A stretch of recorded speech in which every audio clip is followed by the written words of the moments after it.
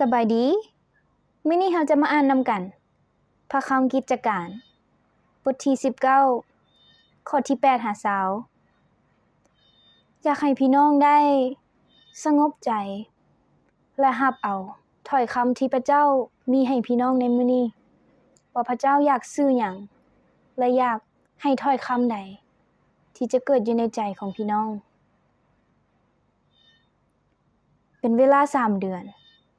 ที่โปโลได้เข้าไปในธรรมศาลาและได้กล่าวกับประชาชนด้วยใจที่กล้าหาญเพิ่นประกาศถึงอาณาจักรของพระเจ้าและชักชวนพวกเขารับเชื่อแต่มีบางคนใจแข็งบ่ยอมรับเชื่อซ้ำยังเว้าคำหยาบต่อหน้าคนทั้งหลายถึงทางขององค์พระผู้เป็นเจ้าดังนั้นโปโลจึงหนีจากพวกเขาและนำคนที่เชื่อไปกับตนและทุกๆวันเพิ่นได้โต้เถียงอยู่ห้องประชุมของท่านติลาโนการนี้ได้ดำเนินไปเป็นเวลา2ปีจนกว่าประชาชนทั้งหมดที่อยู่ในแขวงเอเชียได้ยินถ้อยคำขององค์พระผู้เป็นเจ้าตลอดทั้งคนยิวและคนกรีกด้วยพระเจ้าได้เหตุการณ์อัศจรรย์อันแปลกประหลาดผ่านโปโลแม้นแต่ผ้าเช็ดเหื้อและผ้ากันเปื้อนที่เพิ่นใช้ซึ่งถูกนำไปวางใส่คนเจ็บป่วยและโรคภัยไข้เจ็บต่างๆของพวกเขาก็หายดีบรรดาผีชั่วที่สิงก็ออกไปจากพวกเขาด้วยพวกยิวบางคนที่เที่ยวไปมาเป็นหมอขับไล่ผีชั่วให้ก็พยายามใช้นามชื่อของพระองค์ขององค์พระเยซูเจ้ากระทำการนี้เหมือนกันพวกเขาสั่งผีชั่วให้ที่สิงว่ากูสั่งพวกสู่ในนามของพระเยซูเจ้าที่โปโลประกาศนั้นยังมีอยู่บางคนชื่อสเกวา